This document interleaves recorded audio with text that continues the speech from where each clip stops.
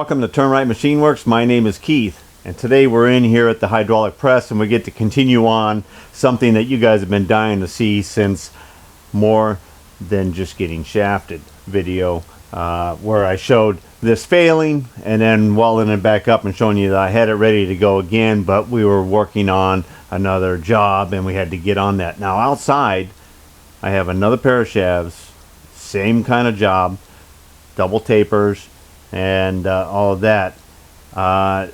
You know, I don't always get a chance to show you where the project is going afterwards, or them installed, and what kind of vessel or boat they're on, but I can show you this time the boat that these shafts come out of, and here's a picture of that. Okay, after the guy decided to drive up on Monomoy there, they got him towed off and they got him over at Highness Marine, and they went ahead and they pulled the gear apart, and I got him sitting outside on the rack, or my sawhorses now, and here's a shot of them. Okay, after they got here, I went ahead and I did a die check, and of course one of them I found a crack, and the other one has just got some run out on it. The one with the crack, the crack was not caused by this incident driving up on Monomoy. It was from a loose fit or prior fit or whatever, even though they said that they came off tight. Just because they come off tight doesn't mean that that taper was fitting right. But the crack is evidence that it wasn't fit right, because it was slamming on the one side. And Aquamet material is highly torsional strength, but it doesn't take a slamming. And the keyway is a stress rise area. All right, now I'm at a point I can play with this right now because I'm waiting for drop shipment of material from Western Branch. Okay, so Gilligan's not going to get off the island here real fast. All right, so anyway, let's focus our attention onto this. So what we're going to be doing is we're just doing some more walk to talk, and we're going to be playing with this. Let's see if we can get this straighter. This is all ready to go, so I'm going to go ahead and bring you in close so that we can get in here and do a little push action. I may go out front and bring my bottles around here back, so I got the torches here, and we might be playing with some heat. All right, and I'll explain a little bit. I've had this sitting up here for a couple hours because I've been off doing some other things, including making sure that Gilligan's material is on its way. But hey, let's come on in and take a close look at this. All right, now before we get pressing on there, I'm standing outside by the hook where we're hanging this from the sky hook, and we got the sky hook coming down here and holding the end of this.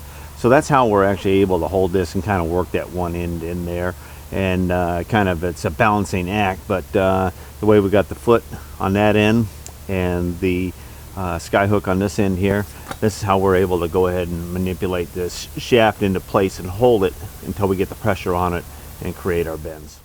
Okay, we're holding our straight edge up here, and I'm going ahead and we've got right next to my jig here, we've got about 225 thousandths of a gap right up close to this face right here.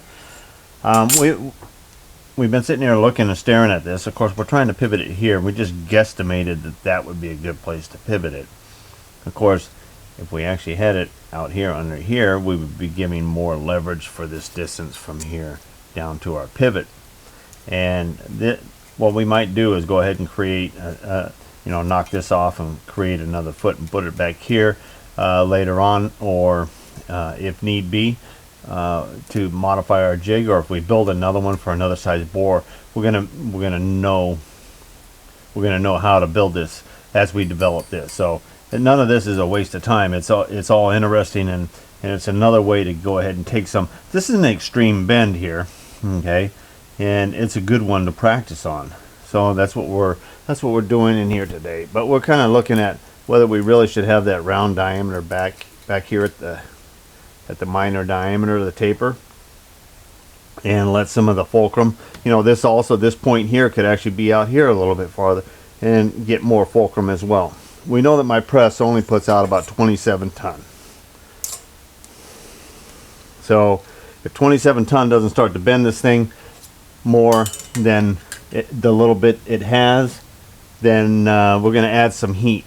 All right, so let's go ahead and let's get a little pressure on this now.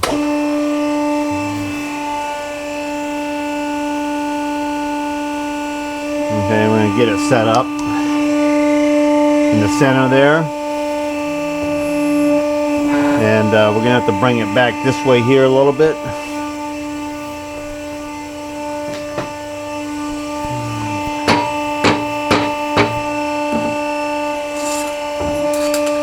All right, see what we got here.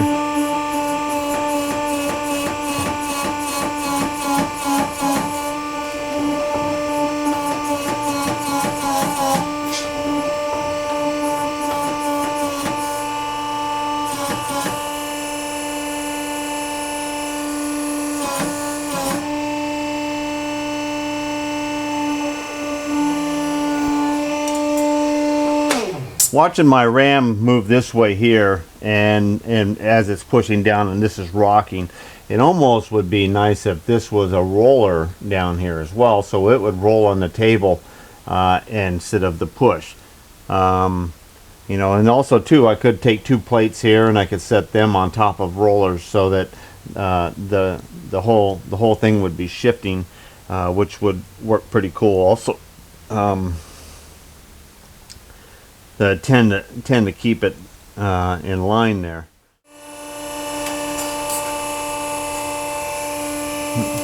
We got a lot of bow down in this area right here, so the shaft is counterflexing here.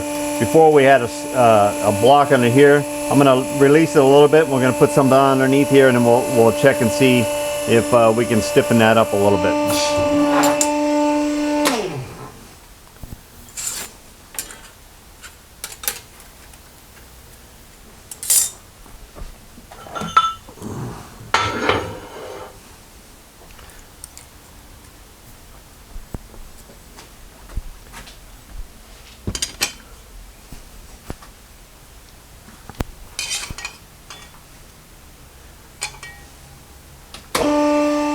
Okay, there's 3 inches and 1/8. That didn't take long to get tight there.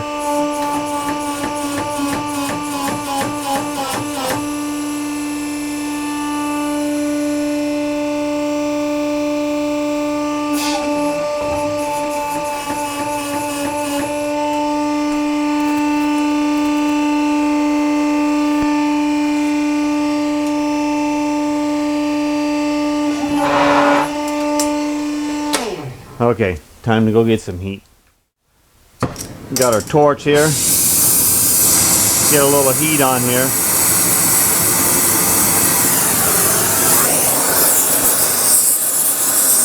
We're going to heat a little bit on the bottom, and then we're going to concentrate some heat on the top. We don't want it to be 100% on one side or the other.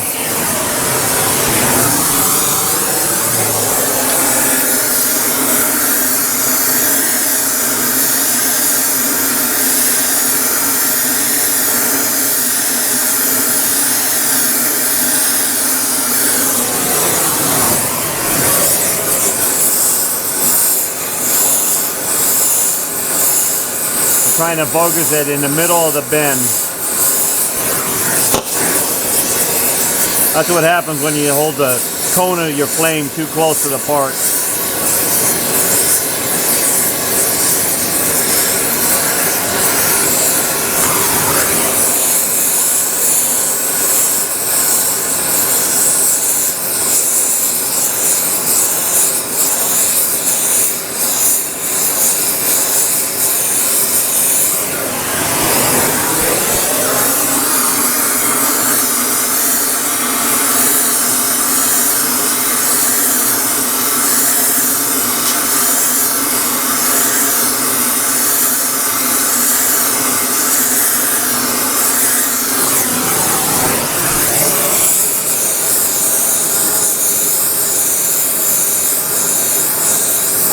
Okay, we're going to fire up the press now. I don't think we're going to have this glowing red, but we're going to have it quite warm.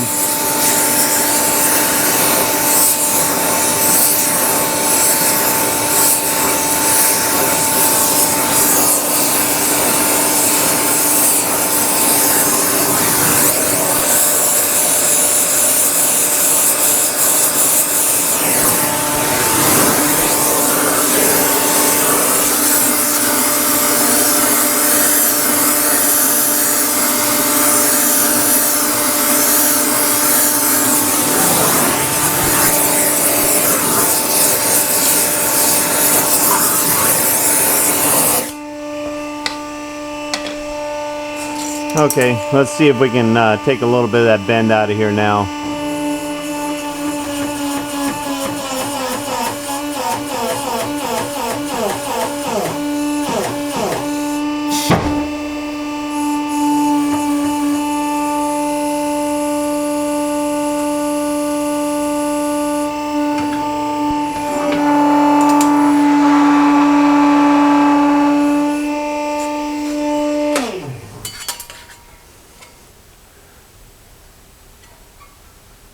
Yeah, we got some bend that's back focused in this area right here, but that right out from the taper there looks pretty good. All right, we're gonna let that cool down and we'll go get it on a set of rollers, see how much we actually took out of it. Okay, I got my new set of rollers out here because Gilligan shaft's over there on my other one, and I'm not gonna move a 2 3/4 inch shaft all set up ready to rock and roll. And we gotta here's the mate to it. This one here's the one that's got the crack in it, and we gotta clean the prop scum off of that shaft there before we can, you know, dial it in all the way, map it out, and completely straighten it back to 100%. So we went ahead and I clamped up a piece of angle here so that we can get an indicator out here, and I think I set this at 0 here pretty good. And then we're gonna go ahead and we're gonna sweep this around to this side here and back around over to this side here, and we're less than 1 revolution on here with just that one push. Okay, let me bring you in close so you can actually see this indicator here really close.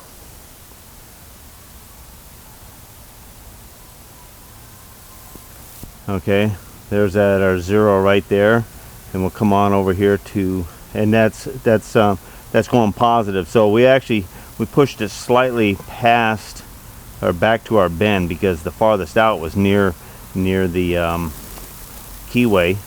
Here we go back to the other side, just a little bit less on this side here. So the higher of the bend, or the 180 mark, would be closer to the other side of the keyway, right over here. It was still climbing right at the key, so I mean, I would say pretty close to being right on the high, right that location right there. Okay, now let me bring it out, and then I'm going to free spin this shaft because it doesn't look too bad for what we did. Okay, I'm going to get this off of here so I don't accidentally spin it around with it. Looks one heck of a lot better than 1 inch off center. And I can still see we got a majority of the bend here. There would be another one in here. This thing is still pretty warm. I wouldn't be able to hang on to it.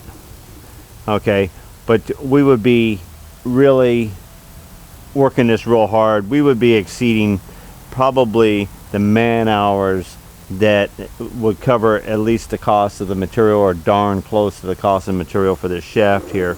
So it was destined to be a replacement anyway.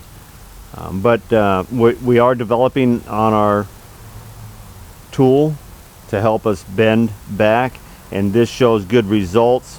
I want to go ahead and I want to move that fulcrum point back. So this is a 2 inch shaft. We're pretty comfortable. I shouldn't say we're comfortable. We actually do a lot of 2 inch shafting. So working that jig so it can help us out a little bit better in the future. It's a positive in the direction. So even sometimes failing or near fails, we still get a good positive outlook on it. But I know that you guys wanted to see it at least get this straight.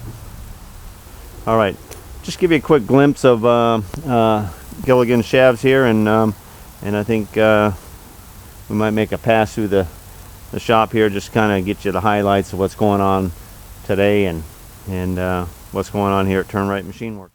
This is the shaft that's cracked, and right in that area right there is that crack, and this one right here.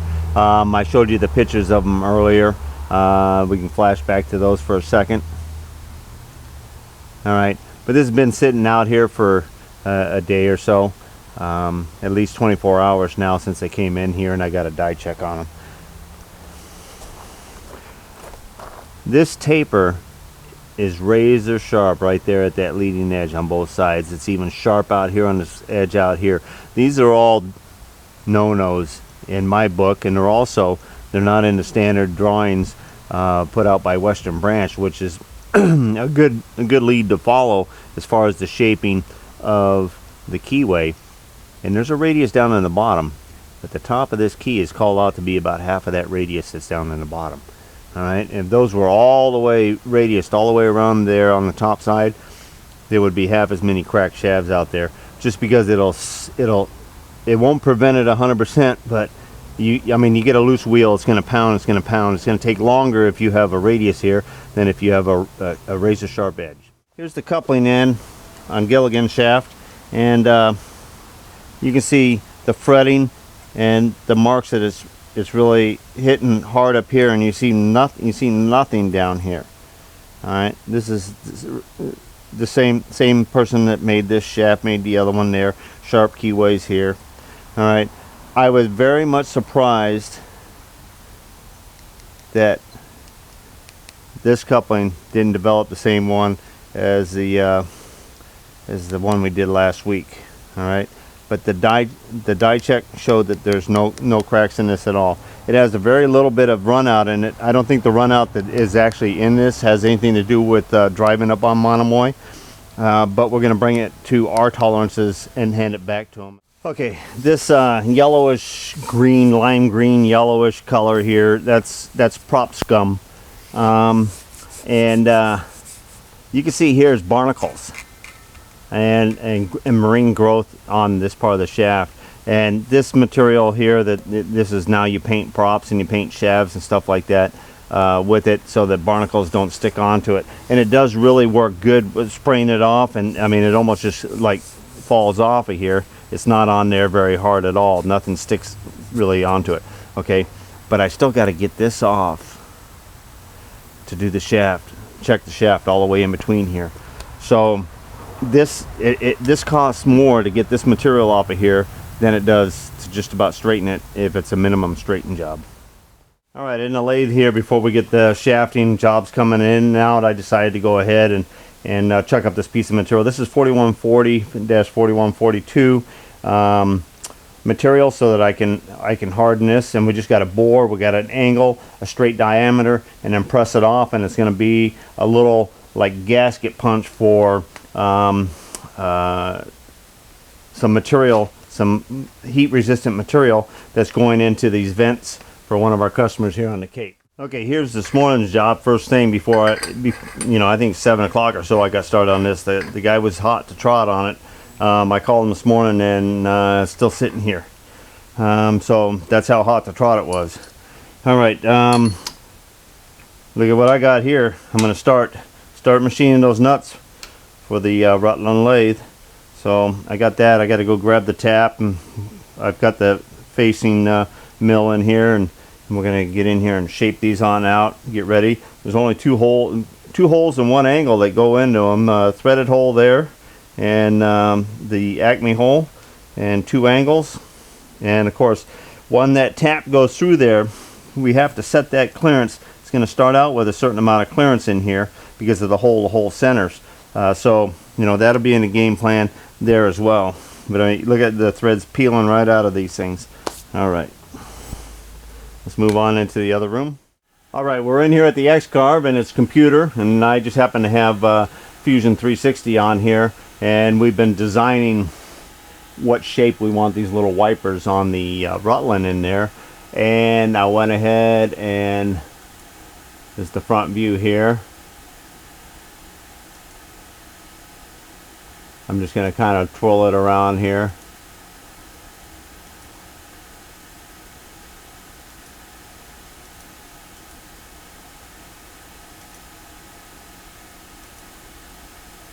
All right, now we were able to draw this out, and I'm just going to go ahead and bring it back to the front here. And we've been playing with the cam system. Last 2 days I've been cam school on my own.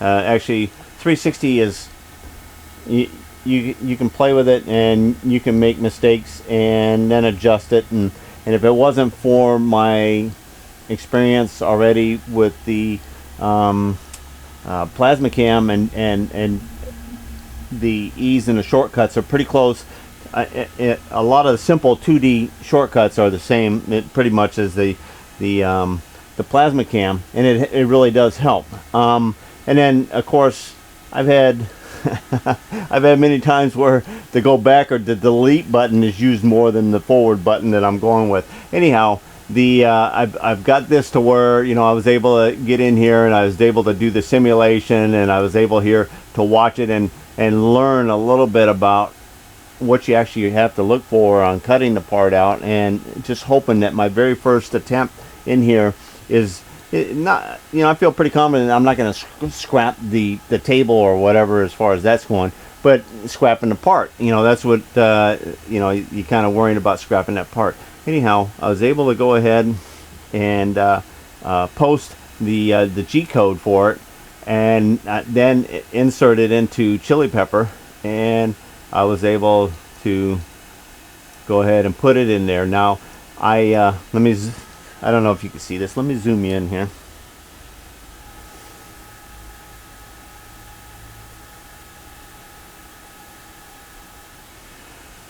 Okay. Of course, it's doing its little sharp corners and stuff over here, so it's moving real slow. But this is the upper hole, this hole right here on the wiper, and then its last contouring cut goes down to the bottom of the hole, and then it goes straight through the wall of this thing over here, and then comes over here to contour the outside, which is the whole shape. But because I can stare at that program without the part, nothing's in there confusing, and I can just see the cut paths, I'm going, hey, why are we coming off of the map over here? It is sticking out so far in front of your face, it stares out, and I go, okay, there's a mistake. So now I'm going back in and I'm kind of playing around with that. It's all a learning curve, and it's fun stuff. So I am making headway, but this is still more or less listed as fun, and I got to do this in between actually making some money. And but I'm also excited about getting that lathe going, so I do want to make wipers, and I will be setting it up once I got it going fine, and we got some nice wipers and they fit on fine, and I'm happy with them. I'll have some others that are available. All right, let's go check out how we're doing in the rest of the shop here. Okay, I figure after I get those angled wipers done, these 90-degree wipers on this outside are going to be a piece of cake. And I haven't yet started drawing those yet, but once I get the other ones done, we'll be happy campers. I'm going to take the felt, and I already have the black Delrin in, so I don't even have to start on the white Delrin. I'll put that in stock, and we'll get this into the other room there. And what we're going to do in here is basically I need to start. I'm going to assemble the collar on that lead screw, and I think I want to machine a solid lead screw in there.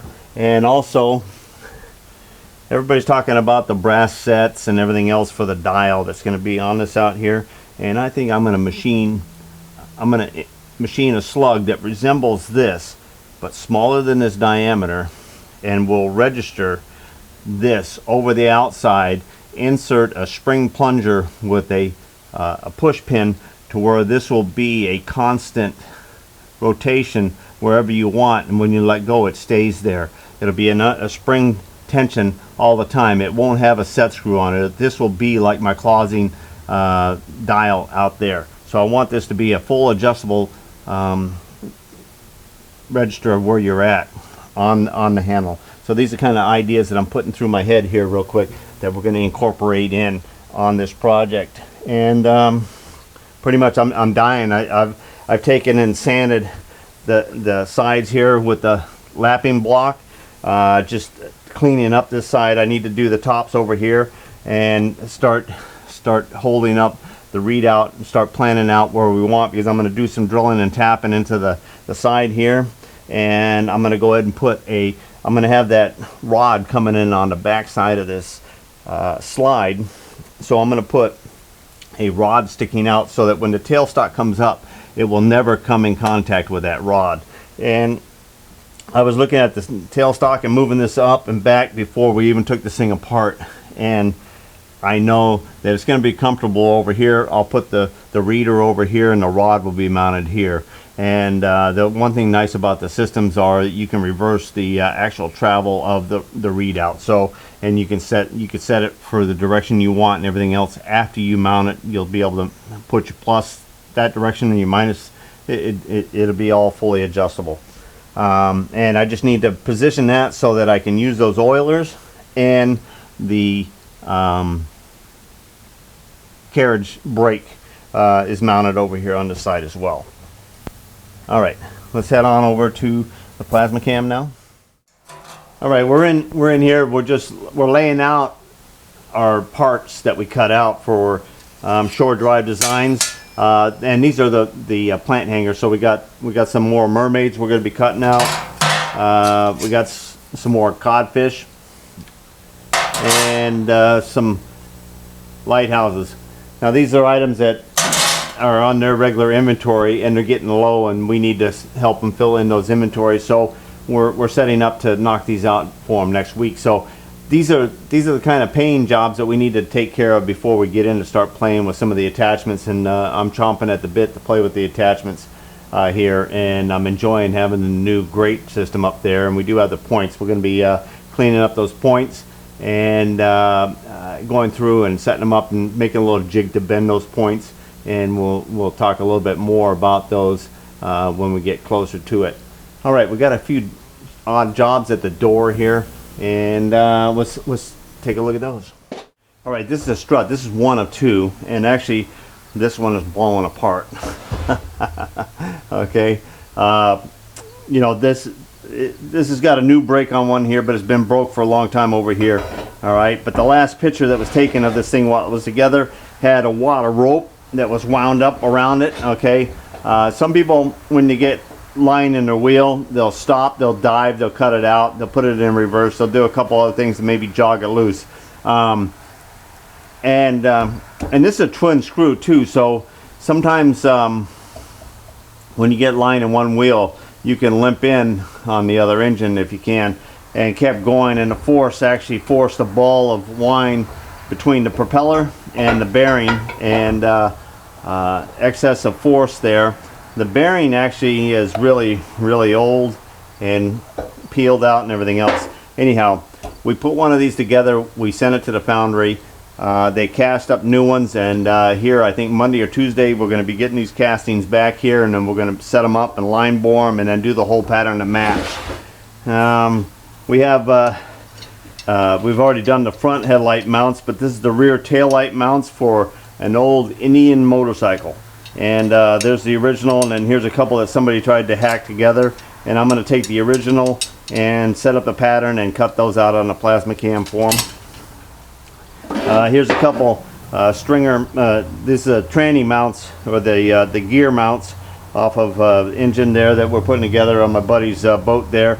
And I'm going to modify these mounts and make a mount that's going to do what we need to do in relationship to our stringer. So they're going to come up about 4 inches, and we're going to go forward a little bit. So I got to plasma cut these out, and that material will be here on Tuesday. This is the mount that we're playing with, and these are the others. These will mount on the stringer, and I got to modify, cut these down, and then these will be actual supporting the mount. These will actually be going like this. Okay, that's kind of the whole picture put together. All right, and those are kind of odds and ends. Those are the kind of jobs that I get here at the shop on a daily basis. Okay, I almost forgot about this job here, and this came in the other day. This is a stainless. This is all going to be stainless steel. This is a tube here, piece of pipe, and we're going to be shortening this down about 30 inches. It's 3 foot now. We have some Delrin here, and this is going to be cut and made into 2 bushings. We're going to take and we're going to make 2 patterns on the plasma cam. We're going to be cutting out feet where this tube will mount on the roof or the pilot house of the boat, anchor down with 2 bolts on each one, on each end there, and then this 1.5 inch rod is going to be able to slide through those bearings, and it'll have an eye hook on the outside, which will slide out, and the jib,